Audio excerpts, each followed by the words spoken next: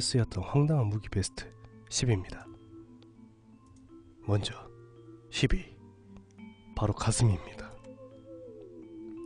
혹시나 다음에 가슴이 풍만한 여성분과 다툴 일이 있다고 생기신다면 먼저 미국의 도나 렌지라는 이름을 떠올려 보십시오.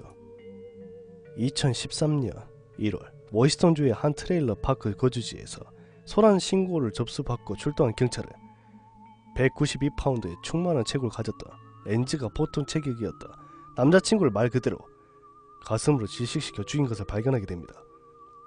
가슴에 눌려 죽은 것은 남자로서의 세상을 떠나는 최고의 방법 중 하나라고 말하는 사람들도 있겠지만, 사건 당시 주변 증인들의 다툼 소리에 대한 증언이나 죽은 남자친구의 손에서 한 움큼 발견된 머리카락 등을 보며 꼭 그렇지만도 않은 것 같습니다. 이후 렌지는 2급 살인 혐의를 기소되었습니다. 그리고 9위, 기타입니다.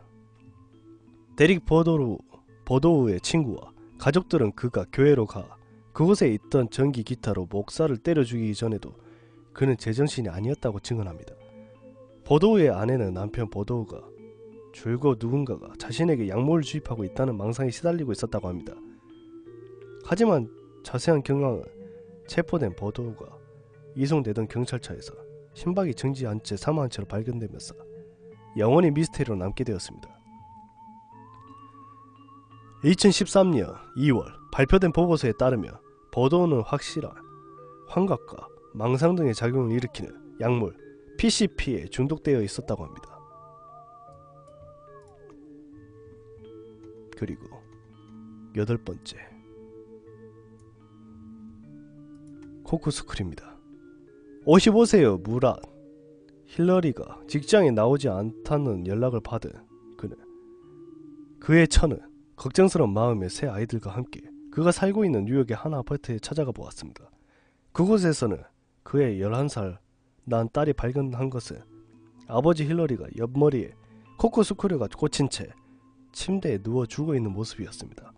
이 사건이 2008년 발생했지만 아직 가해자는 잡히지 않았죠. 여기서 배울 수 있는 두 가지 교훈이 있다면, 코크스크류는 오직 와인 마개를 딸 때만 써야 한다는 것, 그리고 실종된 사람을 찾으러 갈 때 감수성이 예민한 어린이를 동반하는 것은 절대 삼가해야 한다는 것입니다.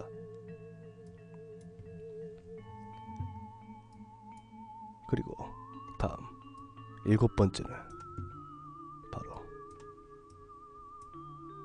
우리들이 잘 아는 게임기 엑스박스 360입니다. 2013년 4월 플로리다의 경찰은 피투성이로 부서진 엑스박스 360과 함께 모니카 구든의 사체를 발견합니다. 이것은 엑스박스에 잘 알려진 죽음의 레드링이란 이명에 또 다른 의미의 오명을 더하게 되었습니다. 이후에 밝혀진 바에 따르면 가해자는 그녀의 남자친구였던 다리우스 존슨으로, 그는 누군가가 자신의 정신을 조종하고 있었으며 이를 벗어나기 위해서 황소 자리에 태어나 누군가가 죽여야 한다는 망상에 시달리고 있었습니다. 그러자 불쌍한 구두는 사실 황소 자리 태생조차 아니었습니다. 이후 경찰과의 취조 과정에서 존슨은 그녀는 사실 죽지 않았고 그녀를 폭행할 때의 자신은 마치 드래곤과 싸운 듯이 싸웠다고 증언을 했습니다. 그리고 6위, 바로 십자가입니다.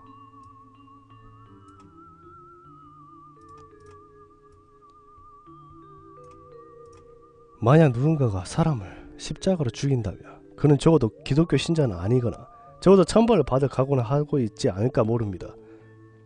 우리는 당시 카렌 엘쉬가 어떤 생각을 하고 있었는지는 모르겠지만 그녀는 그녀의 이웃집에 살던 81세의 노파 말의 랭킨을 이 십자가를 사용해 살해했습니다.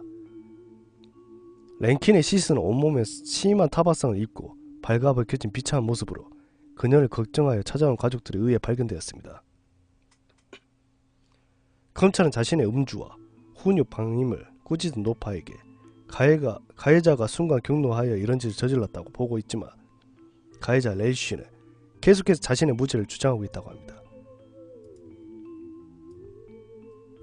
그리고 5위, 바로 보철 다리입니다. 2011년 루이지애나주의 노숙자였던 데보라 휴잇은 그녀의 남자친구를 살해한 혐의로 기소됩니다. 이전에도 그녀는 2번이나 살인 혐의로 기소된 적이 있었으나 모두 무죄로 풀려났었죠. 보고서에 따르면 그녀는 남자친구를 마구 발로 밟은 뒤 그녀의 보실다리를 떼어내서 이것을 둔기로 사용해 남자친구를 폭행했다고 합니다. 그녀는 종신형 선고를 받았는데 원래 노숙자였던 그녀가 과연 이 정도의 처분을 얼마나 자신의 범죄 행각을 반성할 수 있을지 의문입니다. 불만은 원문의 작성자는 토로하지만 만인에게 평등해야 할 법정 형편성을 고려한다면 당연히 받아들여야 할 일이겠죠. 그리고 사연은 조금 민망하네요. 동물에 절인 음부입니다. 이번 사례에서는 그 누구도 죽지는 않았으나 여성의 은밀한 부위를 무기로 중독사시킨다는 것이 너무 기묘해서 리스트에 소개합니다. 남편으로부터 계속해서 이혼에 대한 요청을 거부했던 브라질의 한 아내는 차선책으로 남편을 세상에서 제거하기로 마음먹었다고 합니다. 세상에 살인 방법을 수없이 많이 와왔지만 이 아내는 놀랍게도 자신의 은밀한 부위에 동물을 넣은 후 남편을 입으로 유도하여 중독사시킨다는 기발한 방법을 떠올렸다는군요. 하지만 그녀의 계획은 실패했는데 은밀한 부위에서 이상한 냄새가 나는 것을 걱정한 남편이 그녀를 신속히 병원으로 데리고 갔기 때문입니다. 아이러니하게도 남편의 이러한 빠른 대처 덕분에 살인을 꾸몄던 아내 또한 동물 중독으로부터 목숨을 건질 수가 있었다고 합니다. 정말 황당하네요. 그리고 3위 최종입니다. 독일 배우였던 군터 카우프만은 그가 자신의 친구를 질식사시켰다는 일에 대해 이렇게 증언했습니다. 저는 그냥 그의 몸 위로 떨어졌을 뿐입니다. 그 친구를 죽일 생각은 없었어요. 이 주장을 말 그대로 믿을 사람은 별로 없겠지만 그가 친구라고 말했던 피해자가 사실은 그의 회계사였고 카우프만에게서 빌렸던 돈을 빌리지 않았다는 그 사실이 발견되면서 그의 주장은 더욱더 심의를 사게 되었습니다. 거기다가 피해자는 카우프만의 주장대로 추락시 압박에 의해 즉사한 것이 아니었습니다. 의학적 조사에 따르면 사망 과정은 5분여 걸쳐서 천천히 이루어졌으며 이 정도면 누구라도 피해자의 신체에 발생하는 이상 신호를 알아차리기에는 충분한 시간이었습니다. 그러나 놀랍게도 미네 법정은 그에게서 살인 혐의 대신 강도와 공갈 협박 혐의만 적용한 15년 감옥형을 선고했습니다. 그리고 이후 이야기가 다소 복잡해지는 2005년 카우프만은 그의 아내가 진짜 용의자라는 증거를 찾게 되면서 석방되었다고 합니다. 독일 당국은 카우프만이 그의 아내를 보호하기 위해 자신의 강도 전가를 실토했다고 보고하고 있습니다. 그리고 2위 바로 구두 9위입니다.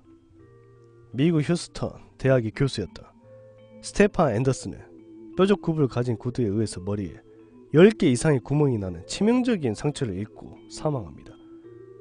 구멍 중 일부의 깊이는 3.8cm에 달하기도 했으며 이 모든 범행은 현장에서 피에 젖은 채 발견돼 에나트루지오에 의해서 이루어졌습니다. 처음 마사지 치료사였던 그녀는 자신을 공격했던 앤더슨에 대한 자기 방어 차원에서 이 같은 짓을 했다고 주장했는데 클럽에서 다른 남자가 접근하자 이에 질투를 느낀 앤더슨과 말다툼이 계속 이어지다 이런 일이 일어났다는 것입니다. 그녀는 2013년 2월 체포되었으며 10만 달러의 보석금이 책정되었다고 합니다. 그리고 1위는 바로 숟가락입니다. 숟가락 살인마가 떠오르는 일이군요.